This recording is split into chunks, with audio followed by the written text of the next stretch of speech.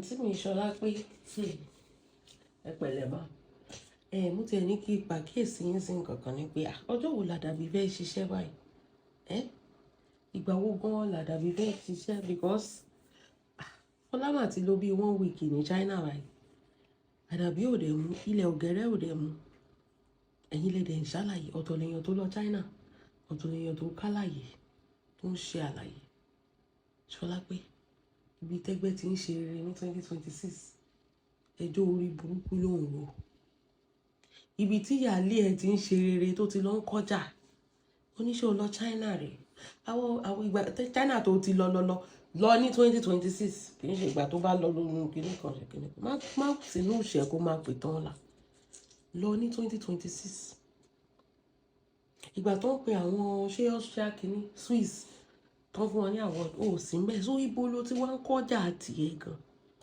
torí ò travel àmọ́ pé ò travel náà gbogbo ayé ló mọ̀ yẹn you did not go anywhere gbogbo trip ẹ ojú Lagos to kìíní lọ àti Ìdúmọ̀tà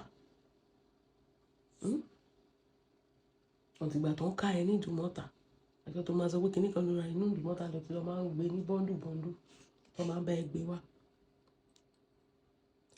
fi ọ̀rọ̀ Fọlá lẹ̀ sórí Fọlá kọ́ ló ba ayé ẹ̀ jẹ́ ìwọ ló ba ayé ara ẹ jẹ́ àníbi tó o ti focus on Fọlá is growing you are not growing ní ojú wa báyìí a mọ bí Fọlá ṣe bẹ̀rẹ̀ from nothing to èèyàn tó lọ ń kó ọjà ní China that is ìwọ tó tún ń bú mọ́mí ọba ńlá mà ti ní second shop ìwọ mà ṣe ṣọ́ọ̀bù ó mà ṣe ṣọ́ọ̀bù tì ní ó mà ṣe second shop tì mà ní ọba ńlá mà ti ní ṣọ́ọ̀bù méjì níbi tó máa jókòó sí nìyẹn tí Fọlá tún ti kọjá lára ẹ̀ á tún ní ṣọ́ọ̀bù méjì mọ́ ẹ lára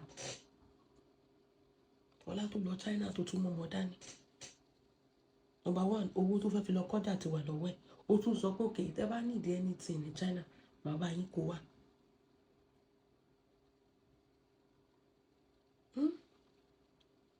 but ilé ayé ẹ is so backward to the point that you feel like people are not succeeding mi ò mọ irú mi I've never kí máa ṣe ló dàbẹ̀ ni pé kí máa rí Dangote báyìí kí máa sọ pé owó ní Dangote ni kí ló ní àtúnṣe ní Dangote bí Lizzy ṣe máa ń ṣe nìyẹn she feels like òun nìkan ló wà successful kò sẹ́nibody tó tóun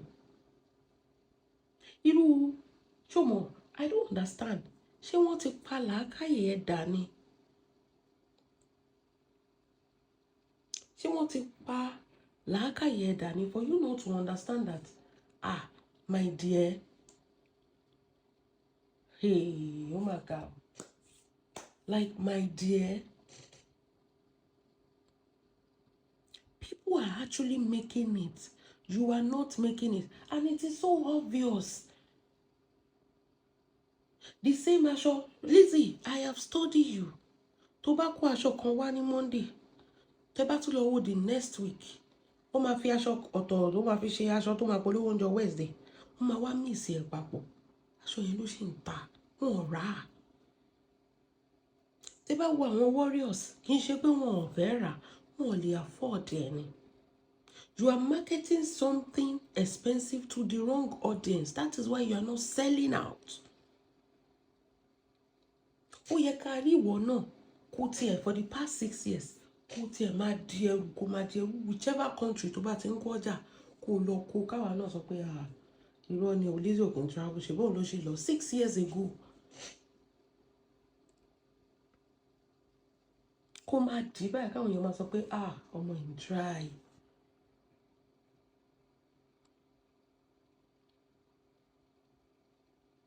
but you don't understand you feel like you are winning when you are losing irú mi mọ̀ ṣé oògùn la máa sọ pé ìpè la máa sọ pé ó ń jà ẹ̀ báyìí that you cannot see that you are marketed to the wrong set of people you are marketed to fracas people àwọn ní 2k tó máa fún ní 2k wípé ẹ gba 2k ẹ wá comment ọ̀dà mi You are using money to buy love instead of you to be selling. By now, Lizzy, mo fẹ́ pariwo lórí Florida Estate àbí kí ló wọ́n ta yẹn, California City. Wàá ti ní, oh my God.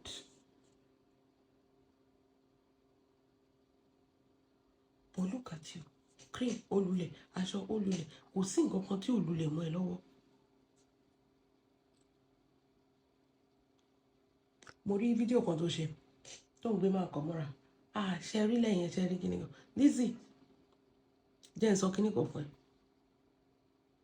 Scam ni. Mi ò ní òun scam èèyàn, but sàkámà ń jẹ èlò lálùbẹ̀yìn. Sórí ìbílẹ̀ rí tó ń bá customer sọ̀rọ̀ tó gbé online pé see, if you are selling, you don't have to prove it. Sórí àwọn ará social media, if you feel like you have to prove something to us on social media, ayé business yẹn ti bàjẹ́ nìyẹn. Tó bá ń tà wàràwàrà, wo Monimos tó sọ pé costume ló ń tà, àrí tó bá ń jà ni. Ṣé àkínrí tó máa ń já gbogbo ẹ̀ tó ń kólẹ̀ tó ń jà báyìí? Wọ́n rà á. Kí ló dé? Torí pé she is marketed to the right audience. Lizzy, nǹkan tó wà lọ́wọ́ ẹ̀ ó lè tà tó bá change circle ẹ̀. Olójú kan láàrin afọ́jú ọba ni bọ́rọ̀ ìṣeré ni. Where you are, the kind of people that surround you, àwọn tẹ́bi ń pa ni. Àtijọ́ àti mo náà bá dọ́dọ̀ ẹ̀, ó kó wọn sínú WhatsApp group, ó fún wọn ní 2K, ó pèrè àwọn warriors. Àwọn tó yẹ kó o ní, customer ló yẹ kó o ní, o kó warriors. Warriors máa ń parẹ́ mọ́gun ni, àwọn kan tó máa ń padà wá sílé gan, wọn ò rí nǹkan kan mú padà wá sílé. Ṣọlá pé the problem you have is that you are selling, you are marketing the right product to the wrong people. Àwọn tó lè afford the product kì í ṣàwọn warriors. That is why you still feel like, you have to prove to us. Ó wá gbé máa yẹn, ṣe like ẹ, ṣe mọ̀ pé nǹkan tó ń sọ fún yín pé kẹra nìyẹn, ṣe ṣe kíní kan. One person, ìwọ tó tún gbé kíní jáde tó ń sọ fún yín, advice to withdraw. Ọ̀tọ̀ níbi tó ń ra lẹ̀ sí, ọ̀tọ̀ níbi tó fẹ́ lọ fún wọn lẹ̀ sí, torí pé kíni wọn ò rówó san mọ́.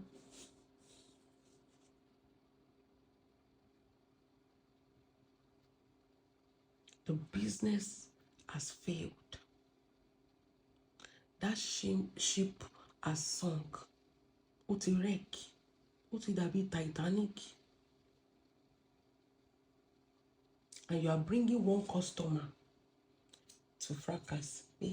Ṣe like ilẹ̀ yẹn, ṣe kíní yẹn. If it's working, Lizzy, rédíò tó ti ń pariwo for 3 years yẹn, ó yẹ kó ti máa advertise ilẹ̀ ibòmíì náà. Ó yẹ kó ti máa advertise ilẹ̀ ibòmíì. Tílẹ̀ bá wò ìbílẹ̀ kẹ́ fún ní 3 months, a tún gbé another location jáde. Kẹ́ tún fún ní another 3 months, a tún gbé another. Within this year, ìbílẹ̀ ti gbé estate bíi 3 jáde within this year. Torí ó ń tà wàràwàrà. Ṣé ìbílẹ̀ máa wá gbé customer wá sórí social media, wọ́n máa ṣe interview fún pé ṣe like ibẹ̀ yẹn? Ṣé máa dúró customer tó ń bo ìbílẹ̀ ni? Sórí nǹkan tó bá ń jẹ́ kò ní ìdí ìpolówó. Kò ní ìdí ìpolówó àti validation tó ń wá kiri for people to think that you are selling. You don't sell. You are not selling. Ó wà nù gbèsè ní now. You know, so that owó díẹ̀díẹ̀ wọlé lórí Facebook ó tẹ̀ dá wọn tẹ̀ sanwó tààrà mọ́ lórí Facebook. Torí ẹ̀ ló ṣe ganu sí náà. All your life is based on validation. When other people are making impact, you are doing validation ìsọnù káàkiri. Ṣọlá pé one thing is one thing, yeah. You have to understand something. Wípé Surely people's life will continue with or without you. Pẹ̀lú èpè tó ń ṣẹ́, ó ní àwọn tó dáwó fún Fọlá ń jọ sí, ṣé Fọlá mú wọn dé China? Àwọn ò dáwó fún Fọlá, oníkálukú ní nǹkan tó ń ṣe pẹ̀lú láìpẹ́. Pé torí pé kí Fọlá lè mú wa dání dé China. Àwọn fẹ́ káyé Fọlá dáa ni. Ayé Fọlá rẹ̀ ti dáa. Even you cannot hide it pé Ọlọ́run ti gbàdúrà ọmọ ẹ̀. Torí ọkọ ẹ̀ ló máa ń jìrì ló jáde tó sọ pé Fọlá ò lè san 1 naira di 2 naira. Fọlá wá déèyàn tó ń lọ China tó tún mọ́mọ́ dání. Níbi tí ìwà àti ọkọ tẹ́ ti jókòó tẹ́ ìṣòrí burúkú tẹ́ lè lọ ibi kankan mọ́. You are still jealous. If you are winning, you won't be jealous of Fola now. Ṣọlápé. Tọ́lọ́run bá ń gbàdúrà ẹ̀, ò ní máa jealous Fola. You will not even see her. But it's because you are losing and it pain you to your bone. Torí you never thought that Fola can go anywhere. Ó lọ Tanzania, ó ní Kútọ̀nù ló gbà lọ. Ó tún ti lọ China nsìn. Ibo ló tún gbà lọ. Sambisa ló gbà dé China. Surely normalize it that people are going to do well, even if you shape it that they are not going to do well. And this is why gbogbo nǹkan tó fi gbójúlé tó fi fail, because you don't understand the concept of life. Life will not stop because of you. Táyé ẹ bá bàjẹ́, life will not stop. Tó bá kú, life doesn't stop because of anybody. Àwa tá bá wà láyé a máa ṣayé. Ó máa dá fáwọn èèyàn kan. Pé o ṣépè pé kò ní dá fún èèyàn kan, they play. Ìgbà yẹn gan ló máa wá bẹ̀rẹ̀ sí ní dá bẹ́ẹ̀ nìyẹn. Sórí èròǹgbà ọkàn ẹ ni pé kí Fọlá bó ṣe wà yẹn kó wá tọrọ jẹ lọ́wọ́ ẹ̀ last, kó wá bẹ̀bẹ̀. But torí pé ò rí kíní yẹn ò come true. You were so surprised pé báwo lọmọ yìí ṣe náà? Ibo ló gbé gbà? Ta ló bá ṣe?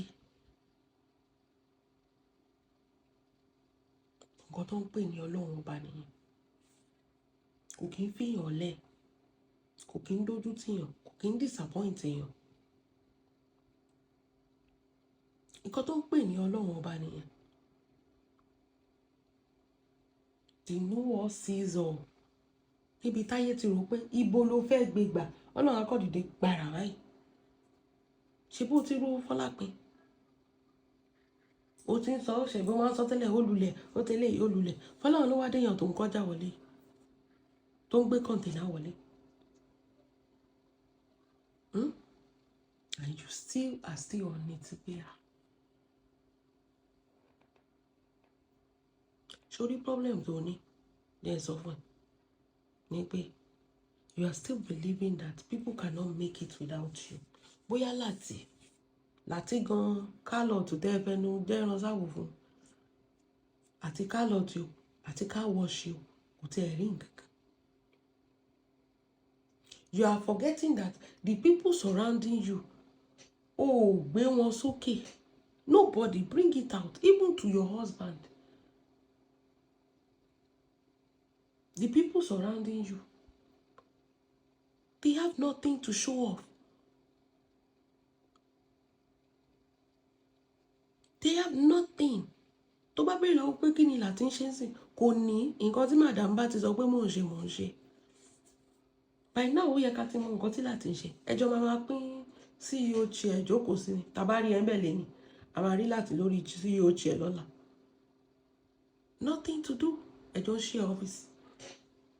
Tẹ́ bá ti ní ìdí ẹ̀ láti wá display lórí social media, ẹ máa kó aṣọ sí lọ́rùn, ẹ máa kó chain sí lọ́rùn, ẹ máa gbé síbẹ̀. Ẹ máa fún ní script nǹkan tó máa sọ. He doesn't have anything to do. When other people are making it, sórí àtàrẹ láti máa mọ̀ bóyá olówó lóòótọ́. Ó yẹ kí ọkọ ẹ ti ní